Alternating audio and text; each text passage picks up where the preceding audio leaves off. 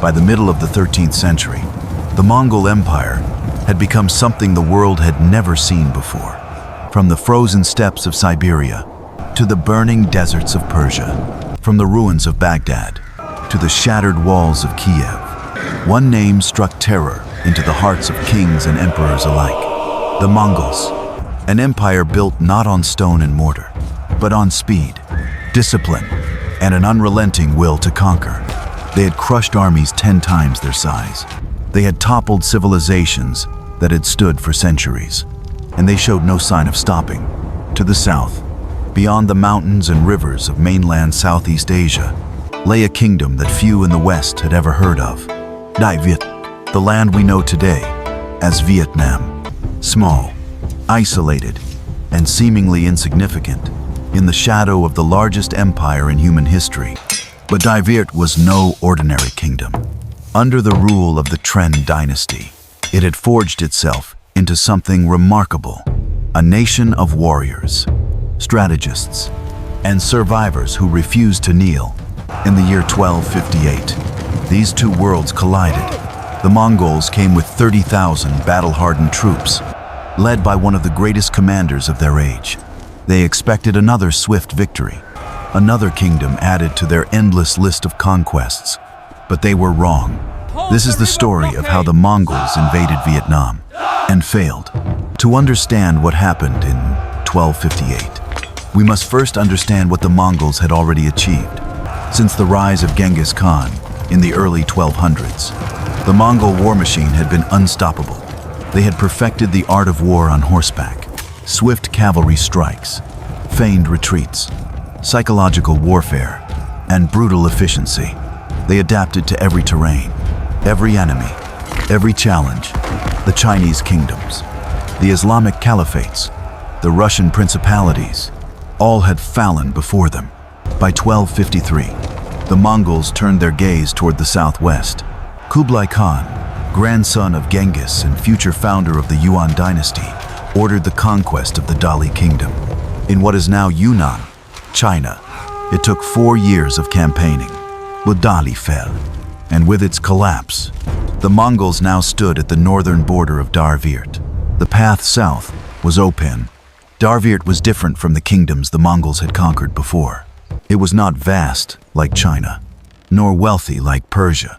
It was a land of dense jungles, winding rivers, and rice paddies stretching to the horizon. Its people had been fighting for independence for centuries, first against Chinese dynasties, then against Champa to the south. They had learned to survive against larger, stronger enemies. And under the Tran dynasty, which had seized power in 1225, the kingdom had become disciplined, centralized, and fiercely proud. The Tran rulers understood something vital. They could not match the Mongols in open battle, but they didn't need to. They knew their land. They knew its rivers, its monsoons, its diseases, and they knew that empires built on speed and momentum could be broken by patience, terrain, and time. The stage was set. The unstoppable force was about to meet an unyielding resistance. In late 1257, the Mongol general Uryankadai received his orders. He was the son of Subutai, the legendary Mongol commander who had conquered half of Europe. Uryankadai had inherited his father's brilliance and ruthlessness. His mission was clear: march south, subdue Đại Việt, and secure the region for the Khan. He commanded an army of approximately 30,000 men, veterans of countless campaigns, hardened by years of war. The invasion began in early 1258. Mongol forces crossed the northern frontier, moving through mountainous terrain toward the heartland of Đại Việt. They expected resistance. They expected fortifications. What they found instead was silence. The Trần Dynasty, under the leadership of King Trần Thái Tông and his brilliant commander Prince Trần Quốc Tuấn, had made a calculated decision. They would not meet the Mongols head-on. Instead, they implemented a strategy that would define Vietnamese resistance for centuries to come: scorched earth and strategic retreat.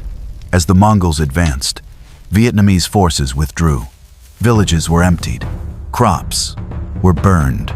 Supplies were hidden or destroyed. The invaders found nothing to plunder, nothing to sustain them. For the Mongols, this was disorienting. They were used to decisive battles, to enemies who stood and fought. But here, the enemy melted away like mist. Skirmishes erupted along jungle paths and riverbanks. Quick, brutal clashes where Vietnamese guerrillas struck and vanished. Before the Mongols could retaliate, every step south felt like walking deeper into a trap. Yet there was no clear enemy to destroy. Uriankadai pressed on. His orders were to take the capital, Thang Long, modern-day Hanoi.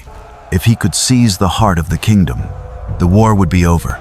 By late January 1258, Mongol forces reached the outskirts of the city, and once again, they found it abandoned. Thang Long was empty.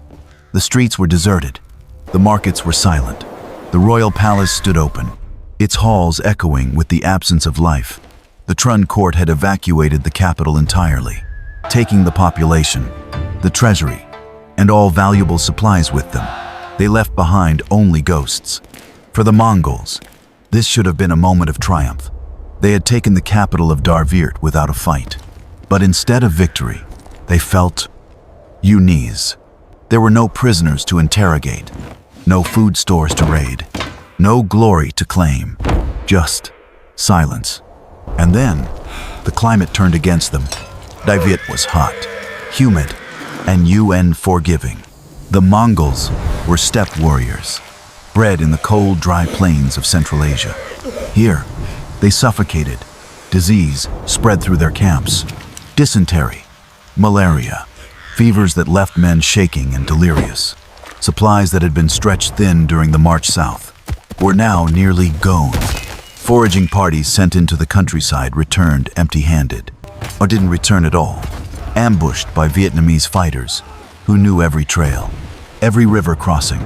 Uriankadai found himself in command of an army that was starving, sick, and surrounded by an invisible enemy. He had taken the capital, but he controlled nothing beyond its walls. Every day that passed, his position grew weaker, and the Vietnamese knew it. The Tran commanders had been waiting for this moment. They had traded space for time, and now that time had come to strike. Prince Trần Quốc Tuấn, who would later be revered as one of Vietnam's greatest military heroes, coordinated a series of counterattacks designed to cut off the Mongol retreat and destroy their weakened forces. The most decisive engagement came at Dong Bordeaux, near the confluence of rivers northwest of Thang Long. Here, the Vietnamese had prepared their trap. They knew the Mongols would need to withdraw northward, and they knew the routes they would take. Vietnamese forces positioned themselves along key river crossings and mountain passes, using the terrain to neutralize the Mongol advantage in cavalry. When the Mongols attempted to retreat, they were ambushed. Vietnamese troops struck from the jungle, from hidden positions along the riverbanks, from high ground that the Mongols could not easily reach.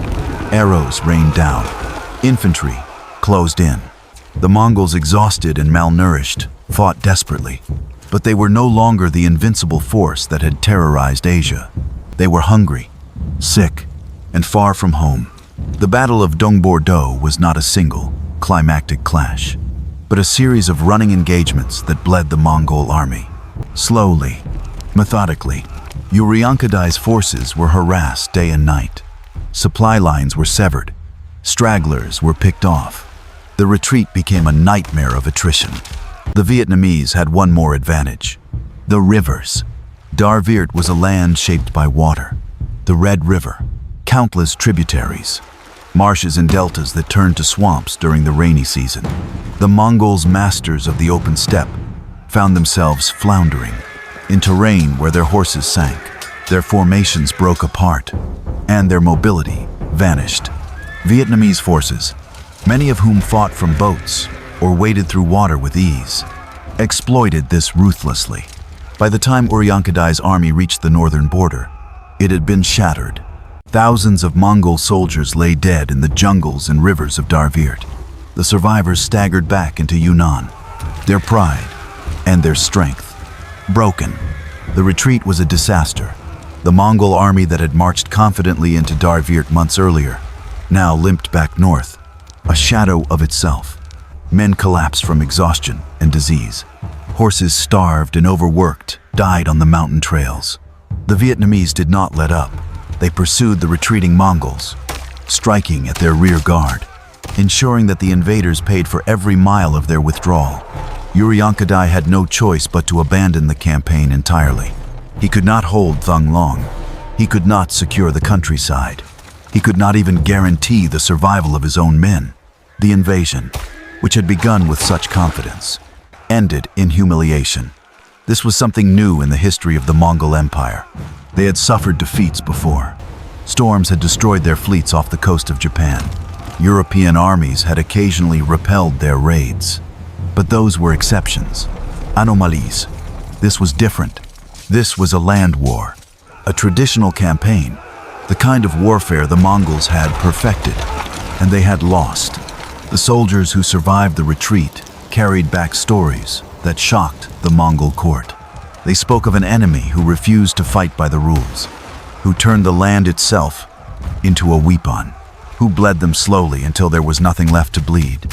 They spoke of jungles that swallowed armies whole, and rivers that ran red with Mongol blood. They had come as conquerors. They left as survivors.